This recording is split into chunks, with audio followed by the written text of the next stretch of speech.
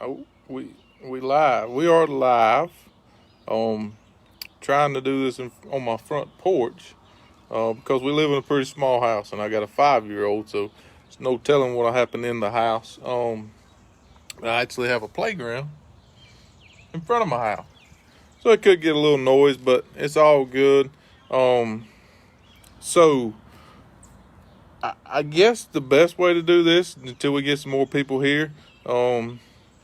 Is maybe do a question and answer and actually start off with the question and answer, and then I'll close us in a little devotional, kind of passing along a devotion that was delivered to us in one of our focus groups in one of our events, and it really struck home for me. I've never forgot it, and it's something that has just kind of stuck with me. So it's good. And until we get a few more people, we got a lot of people popping up now. So I am sitting right next to my Wi-Fi. So if it keeps going in and out, mine just went in and out. I'm sorry. We're doing the best we can. Can you hear me? Somebody give me a thumbs up with all these cars going down the road. Is the sound okay? Yay, nay, thumbs up. I see a little thumbs up going up. So, first question. Have you tried any new colors this year? If so, anything impress you? That's a good question. And no, typically there is a new color that you kind of get to where you get confidence in it, and then you roll with that color all year. I remember when Blue Crawl came out, a Strike King color called Blue Crawl. It was it was something I used everywhere. It's the only color I used, and it just kind of stuck with me. I'm still using Blue Crawl, and no new color has tickled my fancy, and no new color that I have rolled with. When is MLF going to get going? So they scheduled our first event. I think it's like the first week of June. It's the beginning of June. It's in Florida. Toho, Lake Kissimmee. I've never fished down there in the summertime, so that's going to be kind of interesting, because Florida fishing is different. If I fished any other lake that I've never fished before in the summertime, it still could be good because I can always relate it to something that I've done in the past. But Florida's so different. I have no experience down there in the summertime, so I'm looking forward to it. I heard the fishing can be really good down there in the summertime.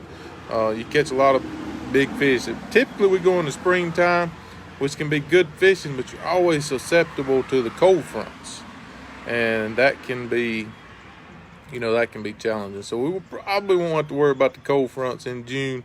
We may have to worry about sunscreen, but no cold fronts. Any tips for fishing Lake Chickamauga, new Tennessee homeowners? That's a good question. I like fishing Chickamauga because it actually has two different species of largemouth. It has a Florida strain largemouth, and it has a northern strain largemouth. So they act a little bit different. A lot of times the Florida, good. A lot of them live shallower, so you can catch them around the bank, versus the northern strain is what we call them. Sometimes they can live deeper. So Chickamauga is a great lake. You can fish shallow all year long and catch them. You got grass, you got docks, you got a lot of different covers shallow to catch them. And it's also a Tennessee River lake, which is really good offshore. So do both. Go out there, fish shallow some, fish deep some, and you could have a good time. What are some key areas you like to fish a chatterbait? In the water, not the best. I mean, I just love it. I love a bladed jig, a chatterbait, versatile bait that you can cover so much water in, and you can fish it deep, you can fish it shallow, you fish it year round. So I don't know that there would be a key area. It does kind of sail around grass, but you can catch them off docks, hardcover, lay downs, all the above. So it's just such a versatile bait. Excuse me. I seen this next question said Clark Hill, so I had the lake in my mind. Ever fished Clark Hill? I have, back in my BFL days. Some of our regionals would be down there. So I've only fished it in the fall, and I've only been there like twice, I think. Bass, as good as saying it's not. But anyway, a lot more spotted bass. And I've heard there's a lot of grass in the lake, so I don't know a lot about Clark Hill other than I fished it a couple times in the fall. I always went way up the South Carolina Little River, and that's where I fished in the fall. It wasn't a very good lake in the fall back then. Maybe better now, but I know it's a good lake. How do you break down a new body of water? That's a good question. So we always try to relate them to something we have experience with. And what I've found is different chains of lake fish very similar. For instance, where I live, the Catawba River chain, all them lakes fish somewhat similar. And they got differences, yes, but you can relate them. The Tennessee River chain of lakes, they all fish somewhat similar. They're known for ledge fishing, known for fishing deep. You got the White River chain of lakes that fish similar. Table Rock, Bull Shoals, all them lakes fish a little similar. So if it's a new body of water, if I've been on that chain or that river, it can really help me. Or if I haven't, I still try to relate it back to something that I have been on. And that'll give me a starting point. Again, another thing, time of year can help you break down a new body of water. And the best way is to try to start small. And just kind of fish an area thorough, move around within this little area until you get a few bites. And then when you get a few bites, then you can expand on the rest of the lake. The key is getting a bite. And I say one's luck, two's a pattern. So if you can get 2 bites doing something similar, then you can really speed up the process of breaking down a lake because you can cover so much more water. What kind of electronics are you using? And what's the best way to find them? So right now I'm using Lowrance's. I've been using them for, I don't even know how long, 8 or 9 years, 10. I pretty much had Lowrance's my whole life. I really have. And sometimes I would have 2 different electronics on my boat. But right now I'm using all Lowrance's. They're great, man. The C-map system on them. Something that, I think's overlooked with our electronics. We're all so caught up in being able to see the fish and our side imaging, being able to see brush piles and all that. And all that's great, but having that map right there in front of you, it don't matter if you're fishing shallow, deep, that map just really helps you break down a new body of water, and helps you pattern the fish because you can kind of look at the map and it will help you figure out where you got to bite, the pattern within the pattern, if that makes sense. So you start getting some bites, you look at your chip and you can tell it's a flat, or you can tell, the deep water comes in close to it. You can tell a lot of things from that mapping on your graph. So mapping is very important, and Lowrance with the C-map makes some of the best. All right. See if we got any more questions popping up here. If we don't, I will transition into the short little devotional that I had planned tonight. I had a busy day today, so but this is something that, as I've spoke all over the country at different events, and if you've heard me speak, you've probably heard me use this verse, even at funerals. I mean, anytime I speak, this is what I have to use this verse, but just because it hit so home to me whenever I heard it, and I actually heard it at a bass event, at a focus group led by Chris Wells, who's our bass chaplain. A lot of y'all have heard him speak. He spoke at a lot of Fishers of Men events, but he's meant a lot to me, and I vividly remember sitting in this one. And you always pay attention, obviously, but there's just certain times when it's like you laser focus in. You're just laser focused. You can't even know anybody's around you, and you're just so focused on what he's saying. This was one of them times. It really was. And let me preface this by saying, this is kind of how Chris led into it. You know, a lot of people do construction work. And anytime we build a house, anytime we build anything, we build the foundation first. If you buy a house, you're going to get the foundation checked to make sure the foundation is good. You know, so the structure will be sound. The foundation is the most important thing in anything you do.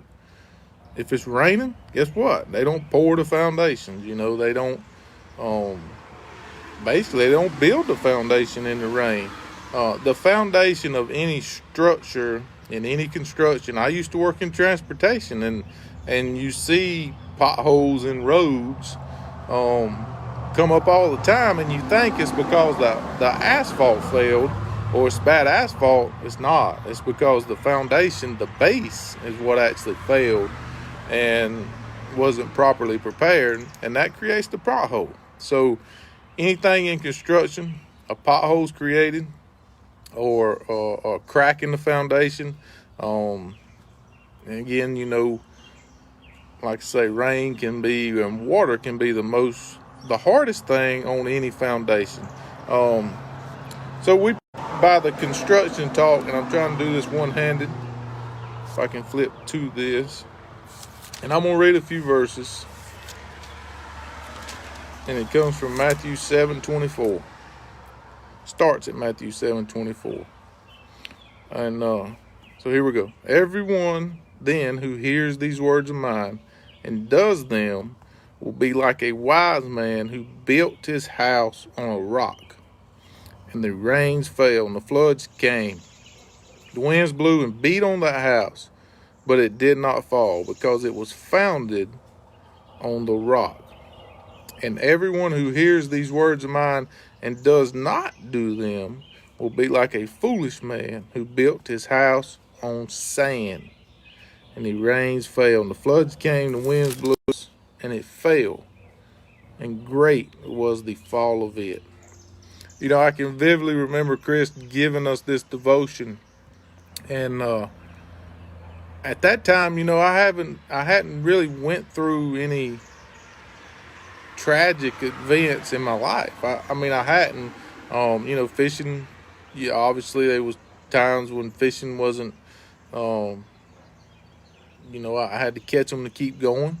But I'm talking about real hard tragedies. And I lost my best friend when I was 13. And my granddaddy, who actually was one of the ones that taught me to fish, I lost him when I was 14. But I was still very young and didn't, you know, didn't have the responsibilities of the world or responsibilities of life.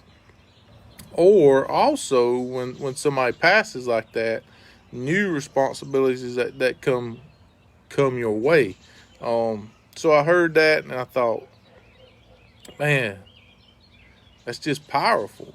And you know, we preface that is we need to build our foundation in the Lord. The stronger our foundation is in Him, the better equipped we are to handle the challenges of life. And quite frankly, life sucks sometimes. It does. I mean, what the country's going through now, regardless of how you feel about it, you know, whether it's the COVID crisis, you know, health-wise, the economic crisis we're going through, it sucks. Cancer, just so many different things, sickness, death. You know, we all go through challenges in life, but we need to start building our foundation and strengthening our foundation in God so we can handle them challenges of life when they come. And I remember at the end of the devotional, Chris leaned forward. He put his you know, and he prefaced it saying, "Hey, everything in your life may be great. You may have just won the last bass tournament. Sponsors is great. Things is rolling. You think, man, this is great. Everything is great. And he leaned forward and he put his hands on his knees, and he didn't have to go very far because he's not a very tall man, so it wasn't hard for him to get to his knees. And he looked at us and he said, "Let me tell you something. I'm no weatherman, but I can promise you it's going to rain in your life. Sometime it's going to rain in your life." And I thought, he's right. I haven't had, a tragedy yet, but it's coming. I know it's coming. So, from that day forward, I really committed myself to getting in the world devotions and, really picking Chris's brain and just trying to strengthen my foundation to know that my foundation was where it needed to be. So if a tragedy did happen, I could handle it. And they did. They started coming in bunches for me. I lost my dad. I lost my granddaddy. And I lost a friend, all within 2 years. Three of my biggest supporters in my career. I actually had to speak at their funeral within 2 years. I spoke at 3 funerals of people I thought a lot of, and I always think back to that day that I was put in that focus to prepare myself for what was coming, because Bible tells us God knows every hair in our head.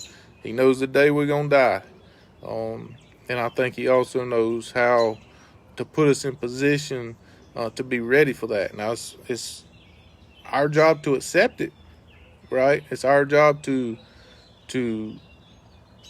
put the work in to try and strengthen our foundation. But it just that day just really opened my eyes. I started paying attention. I started hearing little sayings. Started reading the Bible, reading devotions, and just really strengthening my foundation. In God, and I just think that's so powerful, so powerful, that if our foundation is where it needs to be, then we can handle the cancers, the deaths. It's not gonna be easy. You still gonna cry. It's still gonna be challenging, but it won't be unbearable. I tell people the pain of losing my father is it is real. It's extreme. Sometimes it's really extreme still to this day, but it's bearable. And it's bearable because my foundation, today I just encourage you, if you haven't been to build your foundation. I got another friend that's going through a tough time right now. He's going through a bone marrow. And I remember one day he telling me, you work like it's up to you and leave it up to God. That's kind of this foundation deal. We have to work on our foundation like it's up to us, because it is up to us. He ain't gonna open the Bible and smack us in the face and make us read. Or us. That work part, working on the foundation, is up to us, and then we'll leave the challenges and the rest of that, and then the results, up to God. So I hope you guys enjoyed it. If you ever hear me speak, and some of you'll probably hear it again. It usually don't go into that detail, but I usually share that verse whenever I speak, just because it's meant so much to me, and I truly believe in building your foundation to handle the challenges of life. So appreciate everybody tuning in. A lot of thumbs up, a lot of comments. I've seen a lot of eyes viewing. Thank y'all. I had a long day. We've been clearing some brush. I built me a pond, so been clearing some brush and just had a long day. Had a little stick get in there and set us back 2 hours, and just got out of the shower and got this done. So thank y'all a lot for tuning in, and see if we have a few more questions. And how, while you are on the trail, stay connected as into my family, or I'm not sure where that's going, but stay connected. Obviously, we got all kind of technology now, so it's easy to stay connected, and it's easy to study your Bible. Also, because we all walk around with a Bible in our pocket. It's on our phone. You got a perfect Bible app that you can read anytime. So staying connected to family, staying connected to God, staying connected to whatever. We can pray anytime. We can pick up our phone and call our family anytime. So that's how we stay connected on the road. Favorite lunch snack on the water. That's I used to go for taste. What tastes good, but I kind of transitioned into what works good. So I eat some stuff that probably people wouldn't eat. I eat like pecans, and I actually don't eat a peanut butter and jelly sandwich anymore. I just eat spoonfuls of peanut butter. Yeah, it's hard to swallow. It's thick, but peanut butter is really good for you. It gives you a little bit of energy. I drink water. I don't drink nothing that tastes good on the water. So, when I'm on the water, it's my job. If I go fun fishing, yeah, now I'm gonna take the good stuff. I'm the good stuff. But as far as competition and practicing, I take what's easiest to eat to get the job done. In other words, to keep my energy level up and be able to keep me fishing all day. I seen a comment up here a minute ago I thought was pretty cool. I've never seen this. Bible, basic instruction before leaving Earth. That's pretty good. Might steal that sometime. Can I steal it? I might steal it. A man told me one time it's not stealing, it's beating the devil with another man's stick. What's your go-to bait when the bite gets tough? I actually did an interview today and they asked that question. So my philosophy, if the bite's tough, I'm going to put what I got confidence in. A lot of times that's a thunder cricket, a bladed jig, chatterbait type bait. I use the thunder cricket, the Strike King thunder cricket, or jig. I'm going to, a lot of times when it gets tough, people say downsize and, use little light worms and stuff. Yeah, you can do that, and a lot of times if it's slick, calm, maybe you have to. But my philosophy is if it's tough, it's because they're not biting. So I'm going to make him bite. When I say that, I'm going to make him react. I want to use something that he's not feeding out of hunger. He's feeding out of aggression. Just make him react and bite it. So I'm going to catch him out of a reaction, not out of hunger. See, Marty commented Godspeed, and that's, Godspeed's something. Marty's a friend of mine, and it's something that I learned from him, and it kind of goes with the foundation. You just you build your foundation, and you take what life gives you at Godspeed.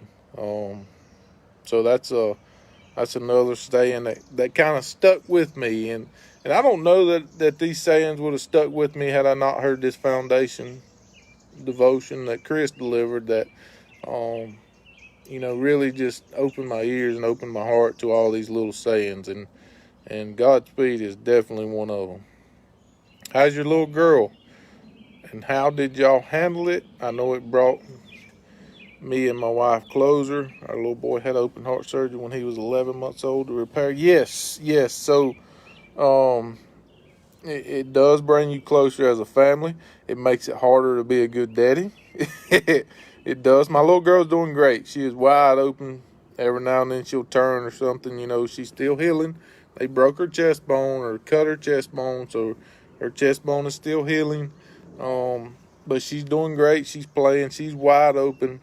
And it's came back to the point where you still have to be a parent. And you still have to tell her no. And I think she learned while she was in the hospital that Mommy and Daddy wasn't going to tell her no. It was whatever she wanted. Even the nurses said, hey, let her eat whatever. If she wants to eat a Reese cup, you let her. a kid, you need to let them eat what they need to eat right after surgery, whatever they will eat. So, um, it definitely brings you closer. I love my wife. She was tremendous in the whole process, and if you could get in closer, it definitely hits home. But Kinsley's doing great. She's wide open. Again, Sharon's transitioned into the, go brush your teeth. And she says no, and you're going to brush your teeth. She's trying to transition back into the parent a little quicker than I'm able to. Like Kinsley wanted to stay with me today, and I was clearing some brush, and we knew it probably wasn't good because she still don't need to fall. Man, it just killed me not to let her stay, and Sharon was able to handle that part. So Kinsley's doing great. Have you ever fished Lake Havasu? I have. Wait a minute. Yes, I have. I had to think a minute if it was Havasu or Meade. We fished an elite event out there, and it was a beautiful place. Drove through a lot of nothing to get to a beautiful place. The water was super clear. I'd like to go back because it took me till the second day to figure out that, I could fish like I fished the dirty water at home. They 15 foot deep, and they catching them on deep diving crankbaits and stuff, and it just blew my mind. But the second day I caught them really good on a buzz bait, and I could see them jokers coming from the bottom 10 foot away to get it. It's crazy.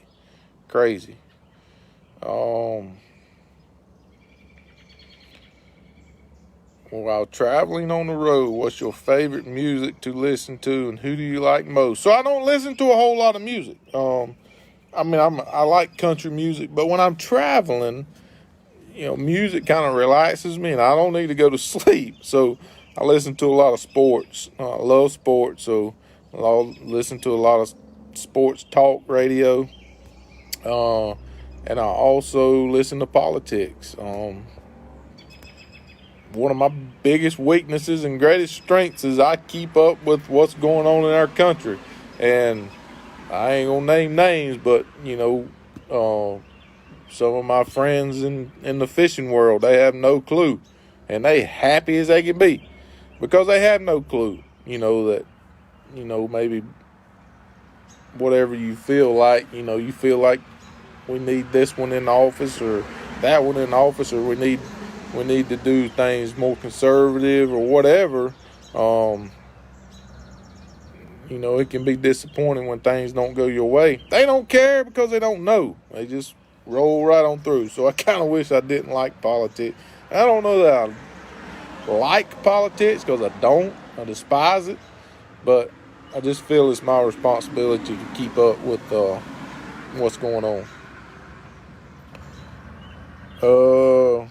What are your first thoughts you have when you head to your first spot on tournament day? That's a good question. In exchange with Major League Fishing, that's a really good question. It's changed with Major League Fishing because, used to you kind of went all out and you had an idea of what you thought you needed to catch at your first spot or what you hoped you needed to catch, and it didn't always work out. In your mind, you thought, well, everybody else's first spot did work out. Reality, that's not true. In Major League Fishing with Score Tracker, you kind of know that, and you can kind of get a feel. A lot of times the fish just ain't biting, and it wasn't the spot. You may think the spot just was gone, wasn't good. But when you transition, when you can hear the Score Tracker, maybe the fish just wasn't biting, and you could revisit that spot that you thought was really good from practice, and it still is good, but you just revisit it at a better time. So my thought process is I used to kind of have a thought of what I needed to catch at my first spot. Now, tell me if it was the spot that sucked or if I sucked, if that makes sense. I got the prototypes. I got pretty close to the final one now that I fished with. Just got to make a couple little tweaks with it. I actually used it the other day, and it was really good. So it's coming. It's coming soon. Hopefully spring we will have them out. Kind of got pushed back by this COVID thing.